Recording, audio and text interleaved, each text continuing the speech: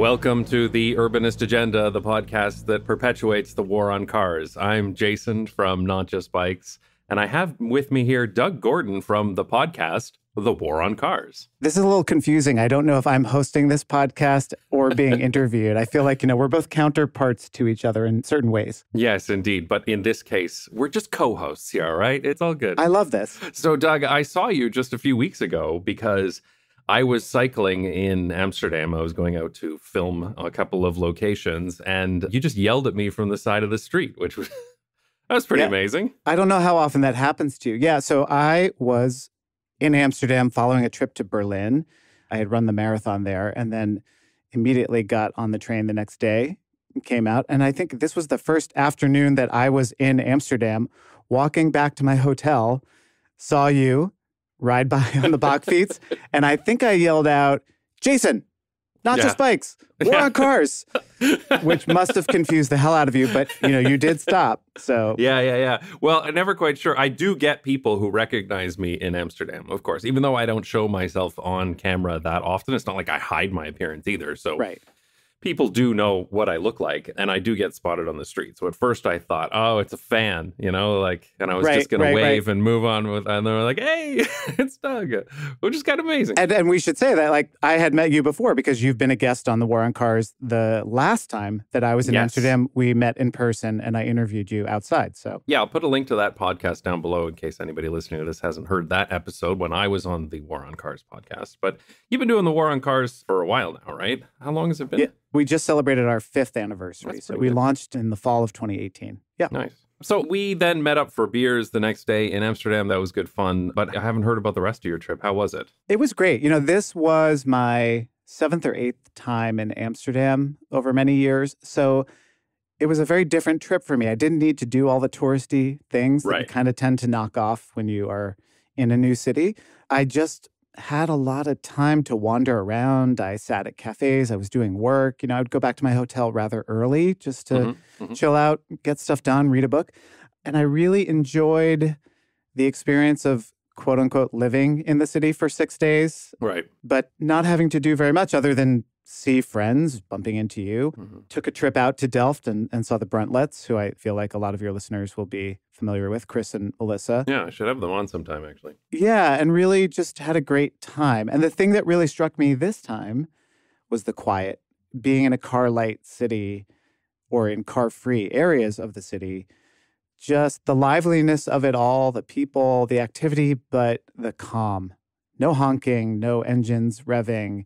I slept like a baby while I was there. Yeah, because you live in New York City, is that right? Yeah, if I were not in our studio right now, you would probably hear sirens and a car blocked in a parking spot, a driver trying to get out honking or something like that. There's a reason I'm in the studio and not in my apartment doing this at home. Right, because it's the middle of the afternoon for you and it's the evening for me. It's prime rush hour for sure. So the one thing we talked about when we went and met up for some beers is that you've been doing the War on Cars for a while. And as part of that, you have some Google alerts set up, right? To find out if people are talking about you. So tell me about that. Yeah, I should say it's not solely to see if people are talking about us, because that was not what was happening when I set up the news alert. It was so early in the podcast history that I was wondering if anyone ever would talk about us. So it was more just to see this phrase, right? The War on Cars. We named our podcast The War on Cars because, as I'm sure a lot of your listeners are aware, if you tried to take a single parking spot in any North American city, in the UK, in lots of places, Australia is a great example, and you try to take that parking spot and you turn it into bike parking or public seating, or God forbid you try to take 100 parking spaces and put in a protected bike lane, you are accused of waging a war on cars. So that was a kind of tongue-in-cheek naming convention of our podcast. So I set up this news alert, and it would go off, once or twice here and there per month, and maybe it kind of would get up to once or twice a week. And I think when I saw you, I said it was going off multiple times per day. I'd get the digest at the end of the day, and there'd be 3 or 4 news articles containing the phrase war on cars or war on the motorist, which is our other news alert that we have set up. Most of that these days seems to be coming from like London tabloids and the UK media in general. But we get some American versions here in New York. I get a few every now and then. Right. But yeah, it's kind of ringing off the hook, basically. You must have had it in Toronto during the Rob Ford days because he was always saying it's a war on cars. That was a constant thing. Well, that was before we started. Oh, really? Oh, yeah, that's right. Yeah, that was 2010. He's sort of the granddaddy of that phrase, the war on cars. Oh, God, he's been doing it that long. I can't believe it's been going on that long. It just... Yeah, God. no. Well, it's actually been going on for a lot longer, which we can probably get into. But yeah, he was the granddaddy of that phrase. And when he was elected mayor of Toronto, he said, ladies and gentlemen, the war on the car is officially over. Yes, so he famously said that when he got elected mayor, he went and canceled the LRT projects. There was something called Transit City that would have had several light rail trains crisscrossing the city. It wasn't a perfect program, but it was actually pretty good. And to be honest, if Toronto had done it, they would be in a significantly better place than they are right now. Like significantly. It was... Oh my God, I can't even tell you how much better the city would be if they had actually built Transit City. But he went and canceled it. Even though he didn't have the ability to do it, he had to get council approval. He just didn't. And then he said the war on cars is over by canceling a transit project. So it's like, really? Really. And there was never traffic in Toronto again. It was Exactly. Everything was fine. It solved all traffic. Since 2010, actually, traffic has dried up. The 401 is just speed down it. It's like nothing. I think the traffic outside here is backed up from Toronto. So God. So that phrase, that was part of our discussion when we were deciding to name the podcast. We had all these kind of wonky names for it, Streets Pod and some other stuff. And my co-host, Sarah Goodyear, when we were trying to figure it out, she was like, well, it's kind of the podcast about the war on cars. And Aaron and I just looked at her, kind of snapped our fingers. We're like, yeah, that's it. Done. Do you ever get shit about naming it that, there's not a war on cars. You shouldn't give you this. Yes. I just got an email today from someone who essentially said, hey, Doug, big fan of your work, and then continued to list all the ways in which he was not a fan of my work. I love those. Yeah. I normally love your videos, but... Yeah. And the last thing he said was like, and regarding the name, I know you mean it tongue in cheek, but it might be hurting more than it's helping because people hear it and they get very defensive, blah, blah, blah. And, my answer to that is I don't care. I mean, like... The correct answer. Right. Like, I don't think we would have succeeded in the way that we have so far if we had some name of like The Bike Show. That probably exists, and I don't want to shit on anybody. But we apologize to The Bike Show. We have nothing against you. Right. No, but if it had been Making Cities Better, but understanding that some people need their cars in certain situations, blah, blah, blah, blah, blah. Don't even get me started, by the way. One of the things that drives me fucking nuts about urbanist content, and it's one of the reasons I started a channel in the first place with the sort of attitude that I have, because every urbanist video that was on YouTube, and there's still lots of these that are up there too, and articles and stuff, they're always hedging all their arguments. We understand that some people need to drive sometimes. It's the to be sure part of every one of those videos. Yes. Every time I see that, I just want to slap them upside the head and be like, can you just take a position? Can you just talk about something without having to hedge every single one of your arguments? Anyway, don't get me started on that. No, yeah. And so, look, my feeling about kind of defending the title of the podcast is exactly that of we have a very strong point of view. Mm-hmm. It is reflected in the title of the podcast, and the title of the podcast informs our point of view. It kind of works in both ways. And sometimes, look, the podcast name is tongue-in-cheek, but every now and then my co-host Aaron Naparstek will say, well, wait a minute, why shouldn't there be a war on cars? 43,000 Americans are killed in traffic crashes. Right. Some 7,000 or 8,000 of those are people outside of cars. 1.3 million road deaths worldwide. Cars are waging a war on us. And maybe it is time for advocates and urbanists, or whatever label you want to give us, to be a bit more assertive. Well, yeah, that lack of assertion was one of the reasons I continued with my channel, I should say. I created it to explain why we moved to the Netherlands. I perpetuated it because I was like, I want a YouTube channel that takes a position on things, that has an opinion, that Yeah, exactly. I mean, I think the world needs more people taking strong opinions. You don't have to be an asshole about it, and you can understand the kind of complicated mess we're in many ways. But look, the other thing I'll say, the kind of proof is in the pudding. I don't think, if it was just the Doug, Sarah, and Aaron show where we talk about cities.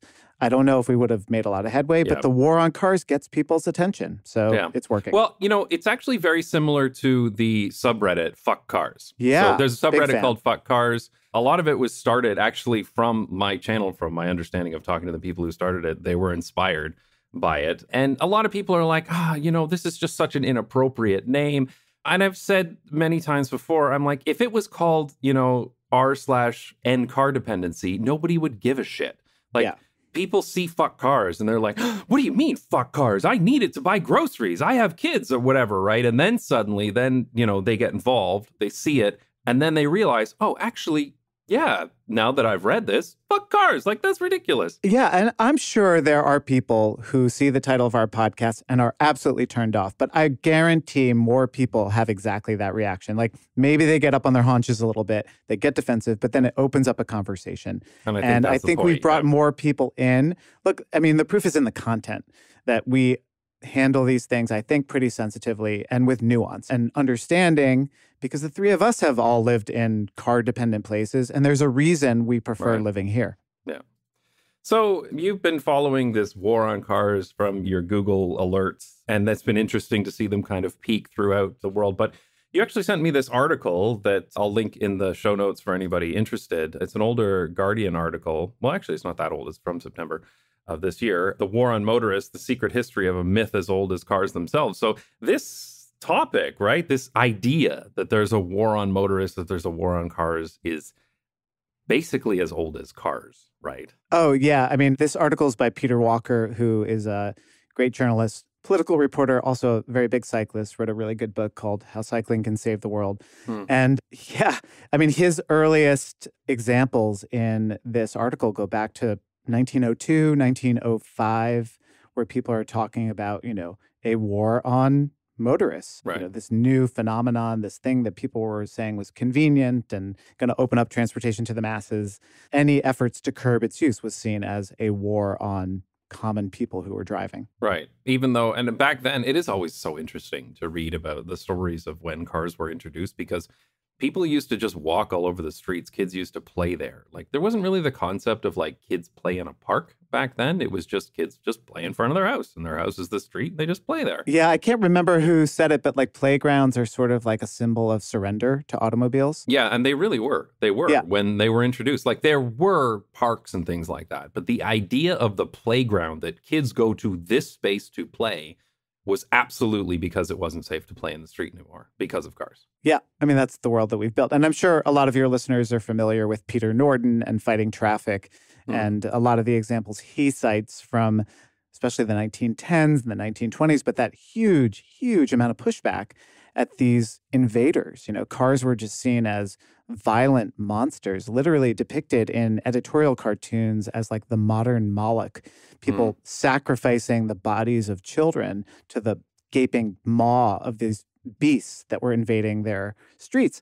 And again, I think this history is probably familiar to not just Bike's or, Urbanist Agenda audience, but the drivers themselves were seen in a lot of the same ways that we see cyclists today, especially in U.S. cities, as wealthy hipsters with too much time on their hand using toys for pleasure trips, and who were invading the sacred space of streets, which were used for socializing, for commerce, and also for transportation, but not at these high speeds. Right.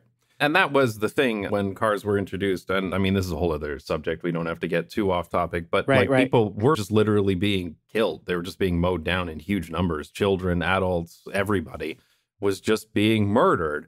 And the people who had these cars in the early days were just a bunch of rich dudes who, like, they didn't need them. And they weren't particularly useful back then either. I mean, they were obviously like your horseless carriage, but they broke down a lot. They were a pain in the ass to use. And it was mostly just rich dudes who were just joyriding around, right? I mean, we literally have parkways because people would use those to get out of the city, to go on joyrides, leisurely rides, to get to the beach or the country or places like that. Right.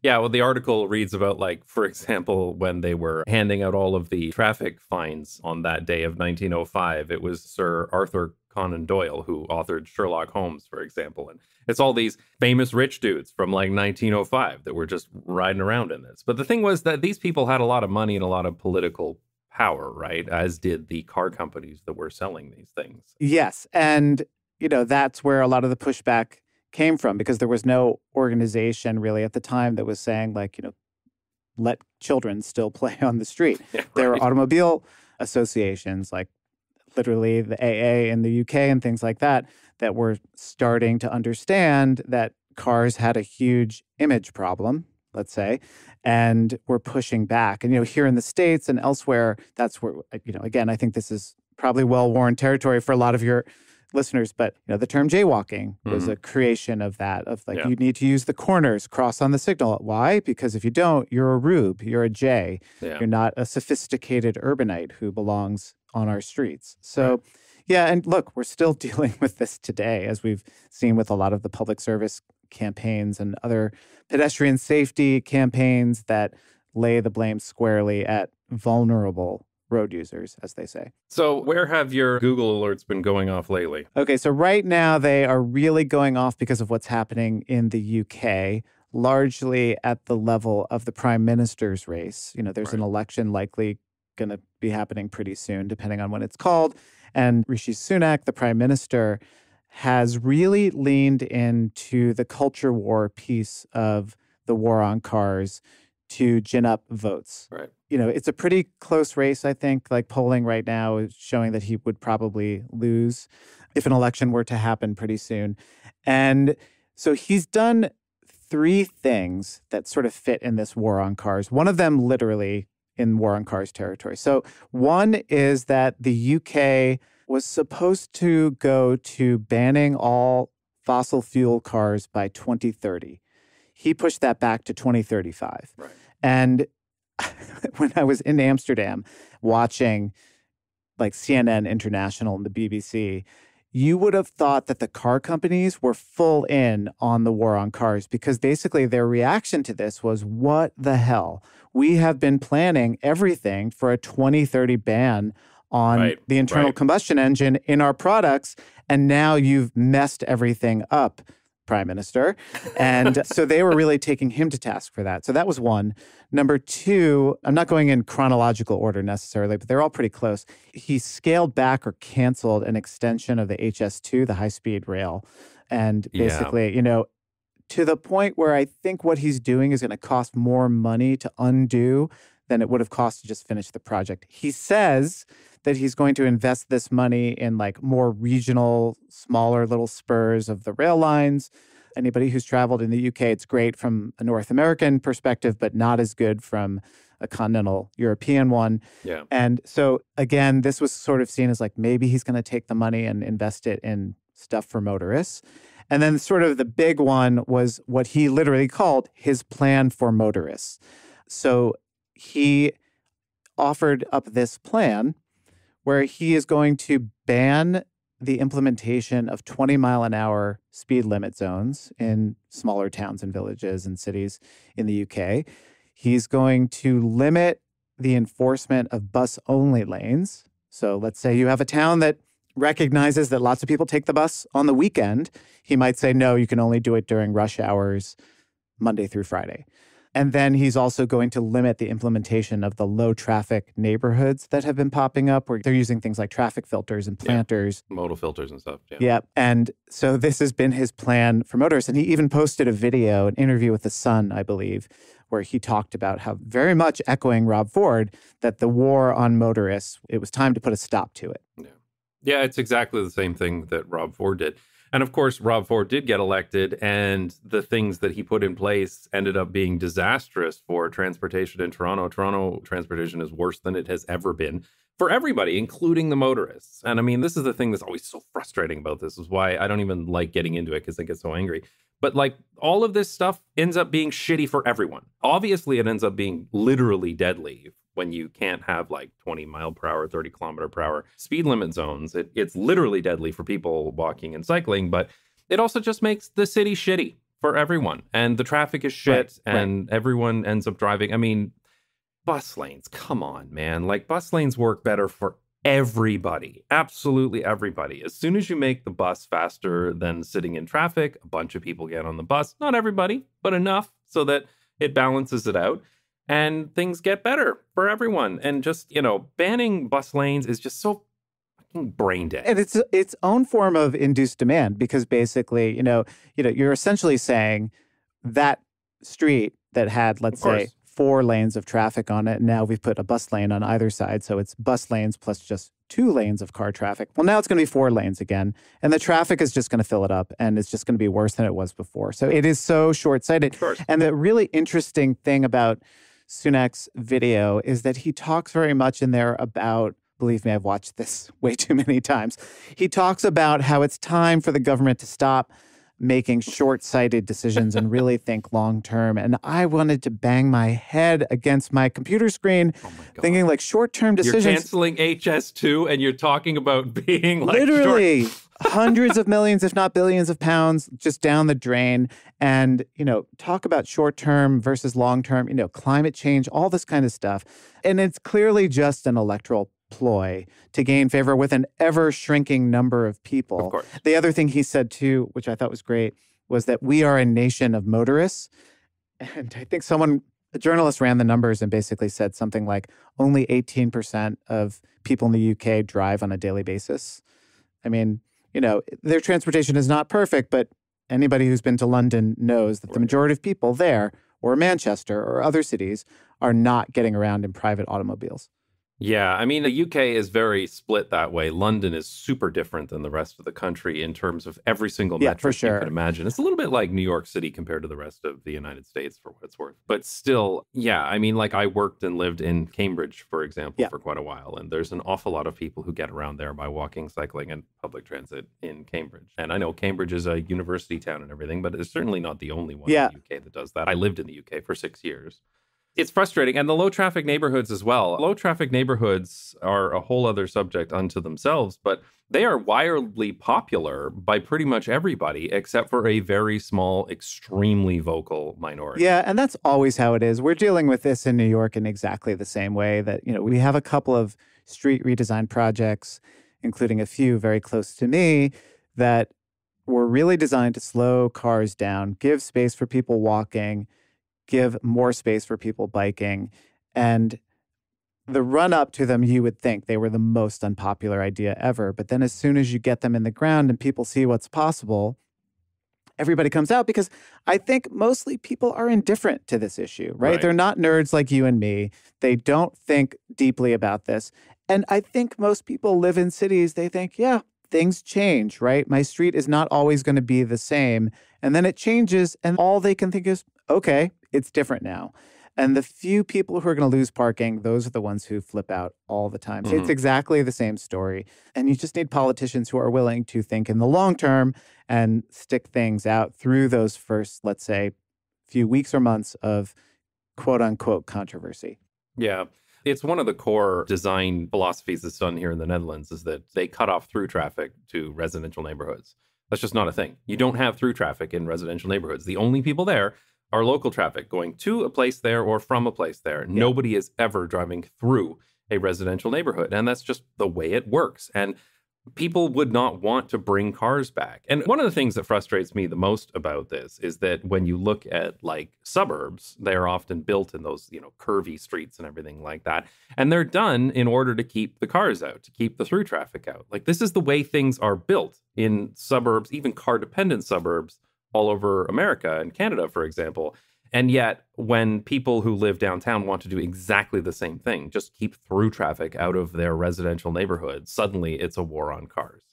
It's like, come on. Yeah, we have this problem here in my neighborhood. I just went to a local community meeting where the nature of the plan was not that important, but basically the city DOT wanted to change traffic directions on one street to process more cars and free up this intersection. It's not that important.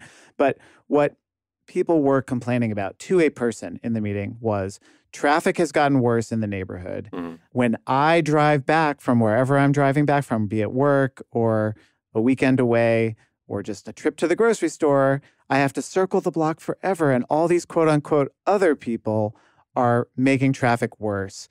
And again, I wanted to slap my forehead and be like, wait, other people are making your driving worse. No, your driving is making it worse for other people and for yourself. We have seen the problem and it is us. And nobody really wants to take on the issue of car dependency and car supremacy or dominance in that way because it means the loss of sort of personal privilege. Yeah. It's a real problem that nobody seems willing to address, at least here. This is one of these things I'll eventually have to make a video about someday, but it's this real thing that a car for an individual can provide a benefit, but then it's a negative impact on the rest of society. And that's just the way it works. So you could say, well, I just want to drive because I'll be dry and it's easier and I can just sit in my leather couch and drive there instead of walking. But it impacts everybody else negatively, including, of course, that driver who's complaining about all the other people who are driving. It's just this constant thing. And that's the fundamental. When you boil it all down, that's the fundamental, is that an individual driving gets these privileges to the detriment of literally everybody else. And I can't remember if it's Ivan Illich or Gorse, the classic essays that are often shared, Energy and Equity, or The Social Ideology of the Motor Car. But I think one of them compares the car to something like a beach house, right? Mm-hmm. Like both of those things tend to actually lose their utility the more people have them, right? Like the quiet house on the beach is lovely until everybody around you wants to be building on the beach. And on the other hand, something like a vacuum cleaner doesn't lose its utility the more people have vacuum cleaners. It doesn't ruin my experience of cleaning my house.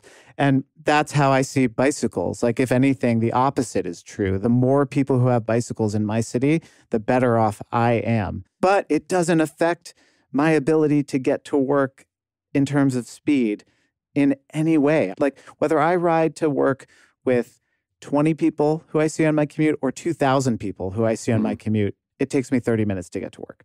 I'd rather be with the 2,000 people because it's safer. But this is a fundamental thing people do not understand about cars. Yeah. I mean, that's really it. That's where it comes down to. It's the old Onion article, 98% of Americans approve of public transportation for others. Exactly. So that's basically what it is. Yeah.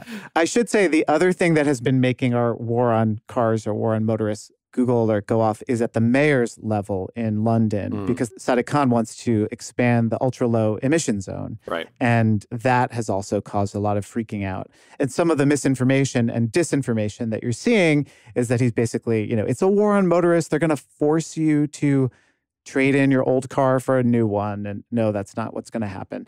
But this is, again, the tabloids are having a field day with it.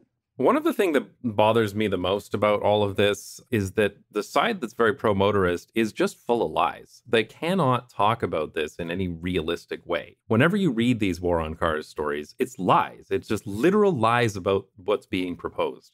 And obviously, like, the full extent of that is the urbanists have this agenda, their 15-minute city bullshit. But, that's the very extreme. But every step of the way, it lies about everything. Because I think the fundamental issue here is that a lot of these programs, like, people actually want and they're good. And when they're implemented, people really like them. And I think that's the scariest part to these people is that they know, I'm sure they know, that these policies are actually, like, really, really liked. And people love them. And once they're there, like a low traffic neighborhood, it's hard to get rid of it because people are like, well, wait a second, this is awesome. Like, this is way better. You're sort of describing the entire Republican mindset around social welfare of any sort in the United States. And while you were talking, I was thinking, the best example of that here in the U.S. is Obamacare. We had massive freakouts when this was proposed early in Obama's term. And I think the fear was from the right, especially, but certainly there was this fear spread among other political circles that if you got it in, it would be impossible to undo. And so it was seen as really unpopular. And then, not too long ago, the Republicans tried to get rid of Obamacare. And what happened? There were massive protests.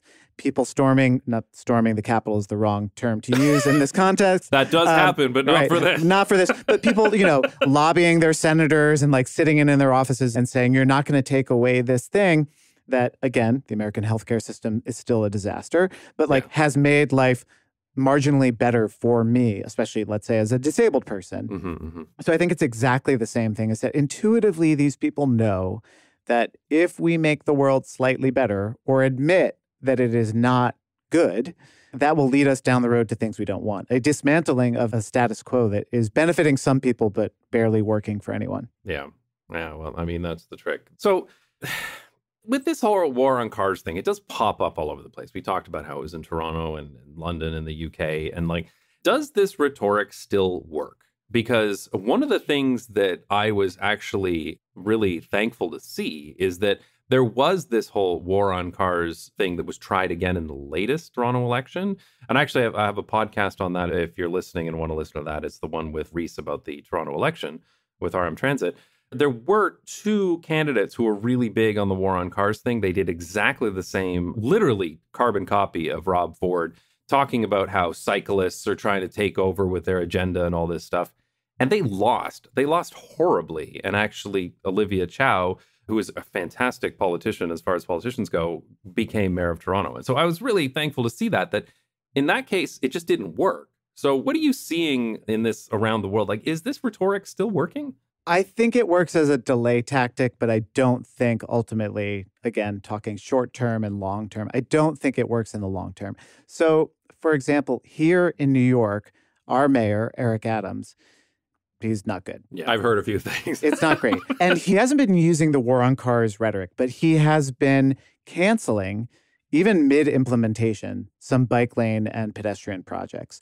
And I think what happens is you take this issue that nobody outside of the advocates and urbanists would really be paying attention to. Right. And it turns into this thing that now local news is covering, right? So the reason some of these things are getting canceled is not because of rich data analysis and traffic studies and safety analysis or anything like that. They're getting canceled because an advisor in his office doesn't like bike and ped stuff, prides herself on never having taken the subway in 40 years, even though she's lived in New York all that time, and just hates all this stuff and sort of sees after 12 years of Bloomberg and 8 years of de Blasio, like the bike and pedestrian era is over. And nobody outside of the inside baseball folks would be paying attention to that level of just like incompetence and corruption. But suddenly, bike lane canceled because one person in the mayor's office doesn't like it becomes a story that normies, you're sort of public radio listening audience, not the folks reading Streets Blog or watching your videos or listening to our podcast, can wrap their heads around. And they're like, that doesn't sound right. And so it's kept a lot of these stories in the news for longer than I think the mayor probably anticipated. Right. And I do think that the war on cars stuff backfires because it just seems ridiculous. I mean, I remember my mother visiting. She lives in suburban Boston, and there was a bike lane that had been this huge fight up on Prospect Park West near where I live. Oh, yeah. I remember reading about the Prospect Park. This was sort of my foray into advocacy. And she looked at it and she's like, I don't understand what they were all upset about. The cars used to be parked here. She pointed to the curb. And now they're parked here. And she pointed to sort of the outside of the bike lane where they now were. And my mother is not an urbanist, she's a solid baby boomer who drives. And so again, I just think it brings this issue to the attention of people who are like, wait a minute. And then of course, this war on motorists falls apart every 2 to 3 days here in New York when someone is killed by a car. Right. And so it brings this into the news in a way that it wouldn't otherwise. So, maybe to circle back to what we were saying earlier, does it hurt or help to say the war on cars? I'm thinking in a weird way it helps. Look, I'd rather have politicians who just get it and are doing this stuff like Olivia Chow, who hopefully will be great, and, Anne Hidalgo, who we're always talking about. But, it's not going to work for them in the long run. It's the last gasp of a culture war. That's all it is. Yeah, I think that's probably an accurate description. I mean, we still get those people here in the Netherlands too. I get them in the comments of my videos sometimes. You'll get these people saying like, oh, this is just that one part of Amsterdam and everywhere else, everybody drives all the time, which is completely false. But we do still get that pushback here when we do certain things, but obviously not nearly as much. You have to have a pretty serious project, like when they literally closed the busiest road in Amsterdam for 6 weeks to see what would happen. That was when people went off. That was a bit too far. But in Amsterdam these days, it's very normal that a street redesign gets done. Street's 30 years old. It's going to get repaved. Half the parking spots are gone. The bike lanes are now like improved. Here on December 8th, the entire city basically is going 30 kilometers an hour, Right. except for some very few exceptions. And actually, it's really interesting. I was riding around today and I noticed there's so many signs now that say this street will become 30 kilometers an hour. And I'm like, wow, there's so many of them. And then I realized that it's just like a foil thing on top that they're clearly going to peel off, and it's got a 30 sign underneath that's it, which great. is kind of interesting because they've been popping up all over the place. Nobody's complaining about that, because I think the thing is, after you've done this for a while, like I said, these programs are wildly popular. But as you've stated, most people don't think about this. They don't really care about it. But I think it's been done enough here in Amsterdam that people are more aware of it, and they see so many of these nice places that then they'll go to one other place in their neighborhood and it's 50 kilometers an hour and 4 lanes. And they're like, actually, this place here's kind of crap. So when the city comes along and says, whoa, we're going to redesign this, everyone's like, all right, that's great. Like it feels like this natural progression that pretty much everybody's in favor of. And of course, there are still the car-brained people in the Netherlands. They still exist too. But I think in general, these people are a minority actually in every country, because I think, as you said, most people don't care. They really don't. Yes. And I also think, and it's a lesson no U.S. politician ever seems to learn. So City Bike is the best example of exactly what you're talking about. Right. Huge uproar when it was proposed. Even bigger uproar when the first stations were laid down on the street. Yeah, and they started removing parking spaces and stuff like that. Right. Even the ones they put on the sidewalk, people were freaking out. Like, how are old people going to walk down the sidewalk, et cetera? Right. All the stuff you hear. Then it launches, and it's an immediate success. I mean, there were some minor technical issues, but the demand was clearly there. Right. And we went very quickly from, why are you putting City Bike on my block, to, why aren't you putting City Bike on my block?